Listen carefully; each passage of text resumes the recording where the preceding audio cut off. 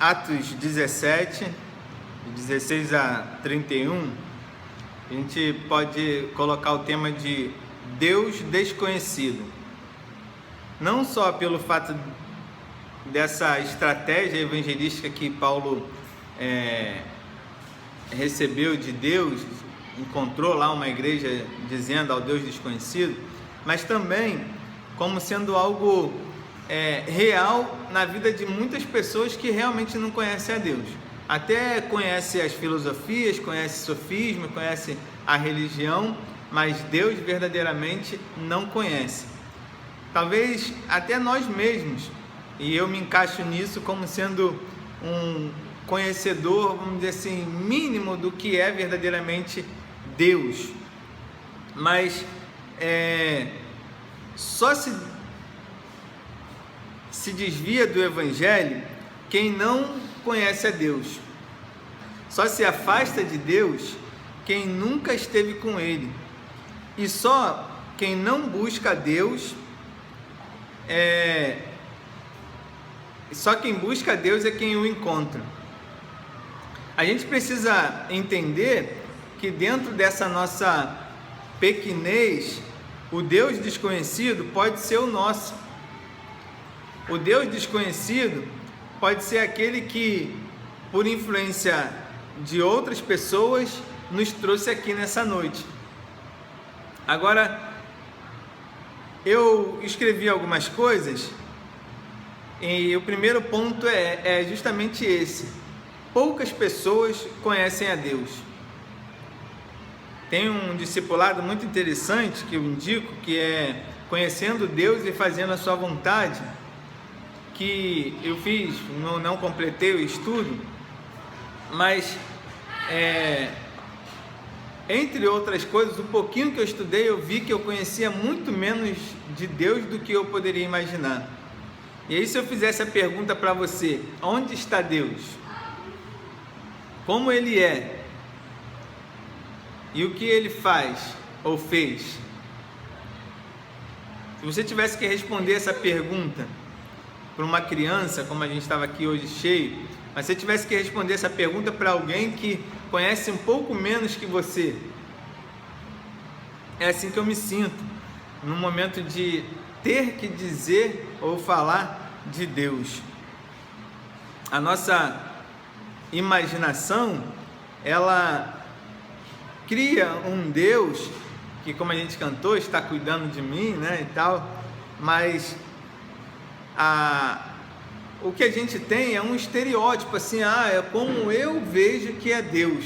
Algumas pessoas feministas vai dizer assim, que Deus é uma mulher. Outro dia eu estava vendo escrito, Deus está vivo, falei com ela hoje. Algumas pessoas negras vão dizer que Deus é negro.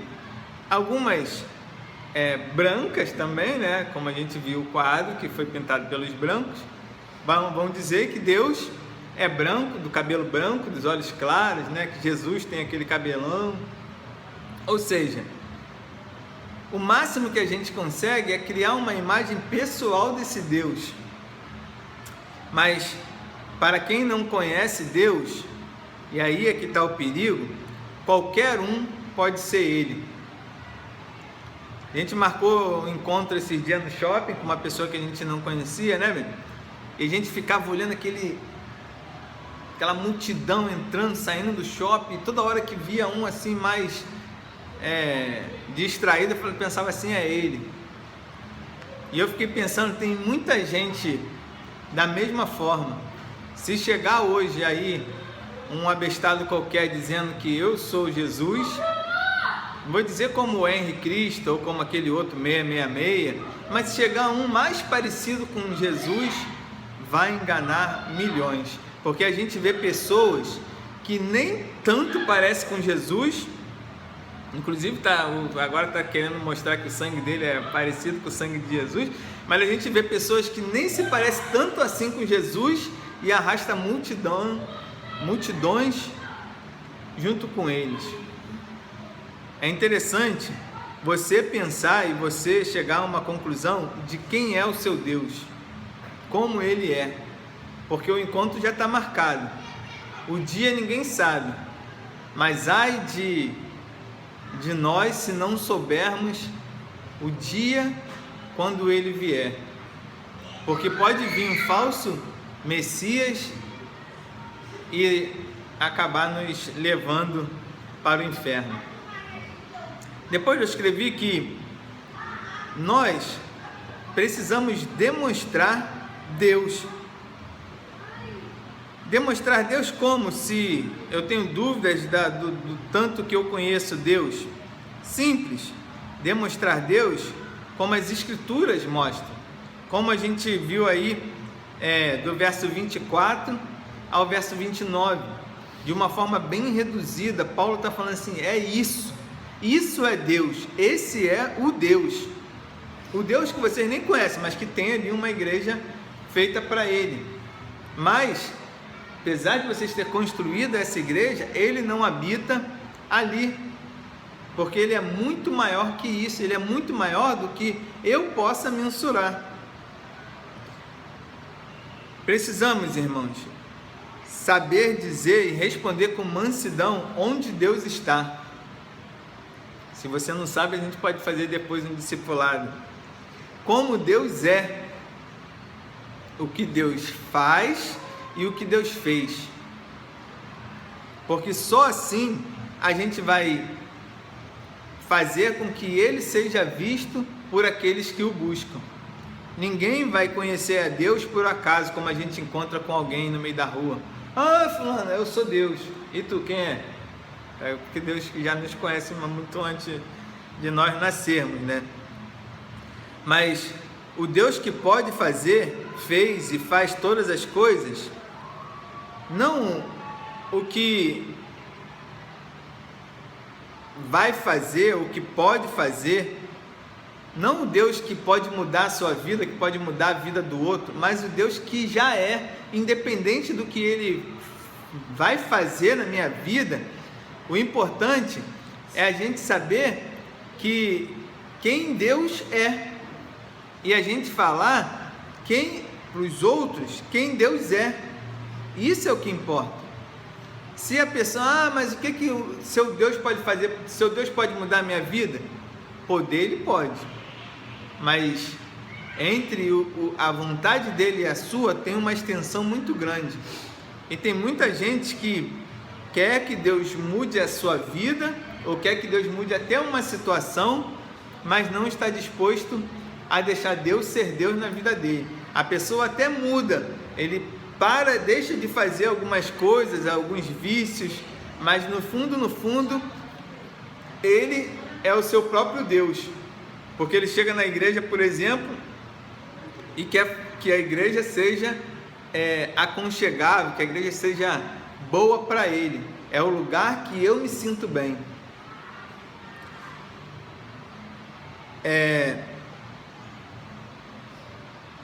Eu escrevi aqui, eu não vou pular não, que não é um Deus que pode fazer ou que quer a sua oferta ou que move a sua igreja porque você ora ou porque você dá oferta ou porque você é dizimista, mas é um Deus que fez todas as coisas e que te dá a oportunidade de o conhecer a partir do momento que você o buscar. E por último, todos precisamos nos arrepender, todos precisamos de arrependimento. É o que Paulo vai falar lá no finalzinho. Sem arrependimento, nós somos hipócritas, nós somos falsos humanos, falsos profetas, falsos pastores. Sem arrependimento, nós somos apenas religiosos e fazemos sempre as coisas da mesma forma. Sem arrependimento, nós caímos no risco de nos achar ou de pensar que nós somos deuses ou que nós somos Deus que precisa ser servido. Nós precisamos nos arrepender. A Bíblia diz: arrependei-vos, porque é chegado o reino de Deus. E sem arrependimento, as pessoas encontram uma igreja, as pessoas encontram um movimento, encontram uma doutrina, mas elas não se tornam membros ou servos no reino de Deus que está ao redor da nossa vida. Enfim, sem fé, ninguém se achega a Deus. Sem coragem, ninguém se entrega a Deus. E sem isso, as pessoas irão para o inferno no dia em que Jesus vier buscar os seus. Que você pense nisso, que você busque ter não a face de Deus, o coração de Deus, né? Ser íntimo, né? Como muita gente está falando, mas que você procure a partir do que a palavra de Deus diz, porque aquele povo lá, como a gente acabou de ver no texto, eles tinham vários deuses, acreditavam em várias coisas, mas também acreditavam em quê? Num Deus desconhecido. Que a gente consiga ser,